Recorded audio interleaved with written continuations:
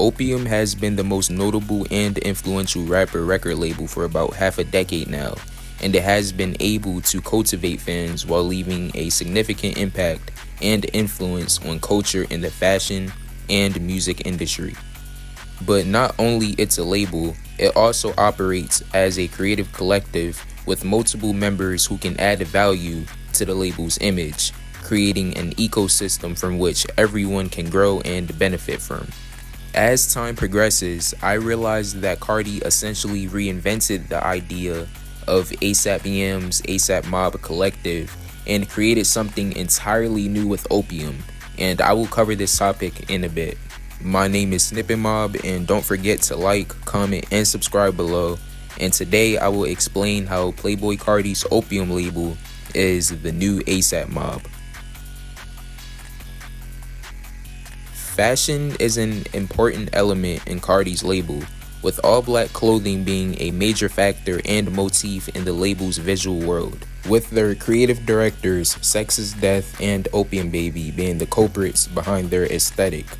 The label's style takes inspiration from different styles in fashion, such as avant-garde and punk rock fashion. Their aesthetic also focuses on dark color palettes and intricate silhouettes. And some brands that are commonly associated with the collective include Balenciaga, Rick Owens, Vetements, and other brands that define what Opium represents in the fashion world. Although the label doesn't have an official clothing line, Carti has released a merch collection in the past titled Narcissus, which was all promoted by his camp. He also managed to get the label a collaboration with Pelle Pelle, a brand founded in Detroit, Michigan. His artists Ken Carson and Destroy Lonely have also gotten collaborations with other fashion houses, including Ken getting a collab with Ed Hardy and Alone collaborating with 1017 Elite's 9SM. The way the label is so fashion oriented is very reminiscent of how the SnippetMob was in the early and later years, with ASAP Bari's V Lone being a cornerstone of their fashion sense, which consisted largely of streetwear and high fashion. Because of Bari's success, he managed to get a collab with Nike and debuted a runway show at Paris Fashion Week. Other members in the mob like ASAP Rocky and ASAP Nast have secured collaborations with various brands, including Puma, Ray-Ban, JW Anderson, Gucci, Needles, and other fashion labels. Rocky was even the first black male to be a model for Dior Homme, and ASAP Nast has also collaborated with a multitude of brands such as Comme des Garçons, Converse, and Reebok, which goes to show how much fashion has played a significant role in the mob. SnippetMob's influence on the industry was structural. They turned rap groups into creative houses and made it comfortable to merge fashion and music into a single identity. The mob brought together Harlem streetwear, downtown fashion, Tumblr culture, and luxury design into one language that spoke directly to the youth, and Rocky became the face of the mob's aesthetic. Their influence on youth culture was phenomenal. Kids stopped dressing like rappers and started dressing like ASAP.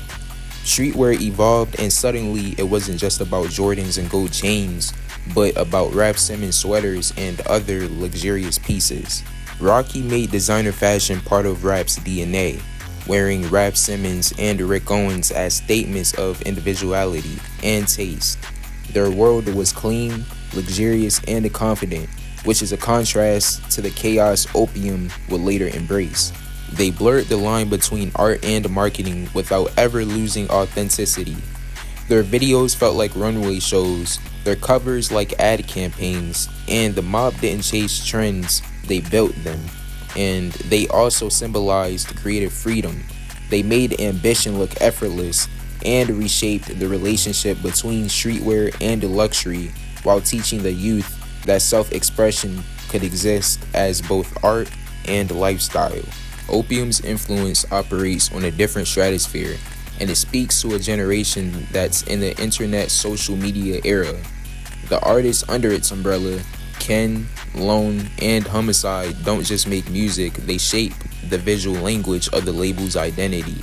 They move like characters that are in the same movie, with each one building on the label's atmosphere instead of competing with it.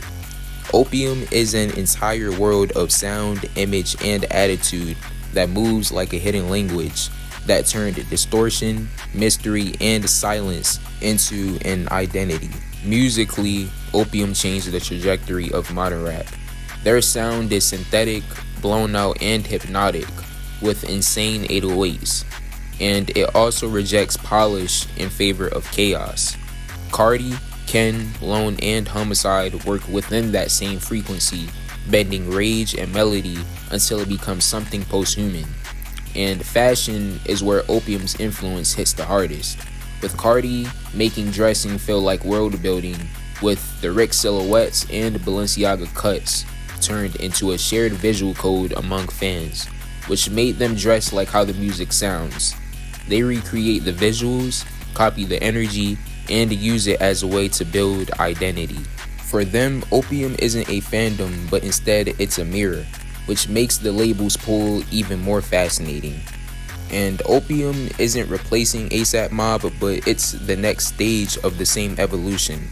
ASAP made the blueprint for cultural influence, and Opium reprogrammed it for the digital age. One turned confidence into style, and the other turned mystery into art. Together, they defined what it means to build an ecosystem around sound and image. Now that this video has been wrapped up, I just want to say thank you guys for watching the video and just watching my content in general.